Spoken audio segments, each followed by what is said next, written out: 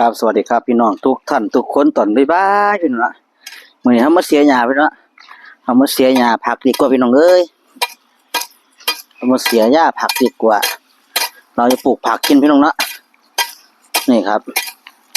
เราเสียหญ้าผักกันเลยพี่น้องสวัสดีตอนนี้บ๊ายบ่าย3เศษพี่น้องเนาะ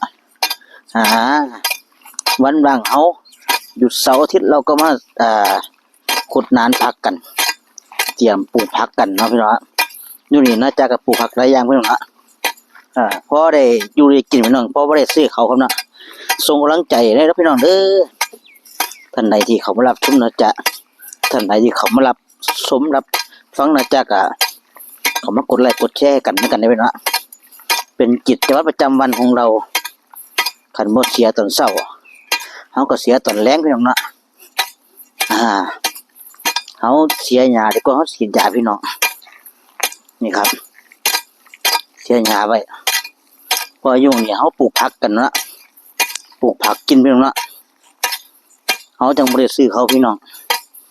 คันซื้อเขาก็แพงครับพี่น้องเนาะฝากเป็นกำลังใจนะจ๊ะนะพี่น้องทุกท่านทุกคนสำหรับท่านใดที่กำลังท้อกำลังถอยเมืองคลิปนะจ๊ะแล้วก็มีความชื่นใจกันว่าดีนึงบ่พี่น้องท่านใดที่เขามารับชมแล้วก็ขอขอบคุณทุกกำลังใจนะครับนะขอบคุณทุกกำลังใจคือเก่าที่เขามาเมืองที่เขามาแง้งกัน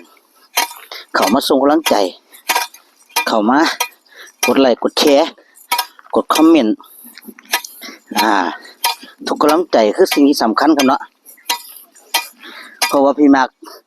ส่งเครื่องมือให้มาให้นาจาแล้ววันนี้เป็นเครื่องมืออีกเครื่องมือใหม่เป็นเครื่องมือสั่งได้พี่เนาะเนื้อหาสั่งได้นี่ครับเครื่องมือเอากลับมาเลยกลับมาเสียหญ้ากับมึงเนาะบ้าเครื่องมือที่มากเลยใส่ได้เนาะเสียหญ้าก็ได้พี่น้องสั่งได้แน่นอนสั่งเนื้อหาแน่นอนพี่น้องเนาะมาครับมาไผว่างก็มาเสียหญ้าช่วยนะจ้าเนี่ย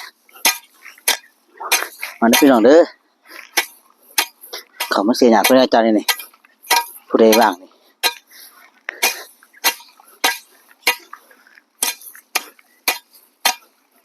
มาเสียช่วยกันน้องเสียกันพี่น้องมาเสียช่วยกันเพราะว่าช่วงนี้ฝนมาตกพี่น้องนะแต่ก็ขึ้นมาอยู่ขึ้นมากับตกพี่น้องนะตกแน่มาตกแน่สำหรับวันนี้นะจ๊ะขอกำลังใจจากพี่น้องนะด้วยเครื่องมือใหม่ของเนื้อหาสั่งได้นี่ครับสั่งได้แน่นอนสั่งได้แท้ๆไปลุยกันเลยครับสำหรับวันนี้นะจ๊ะบ๊ายบายสวัสดีครับ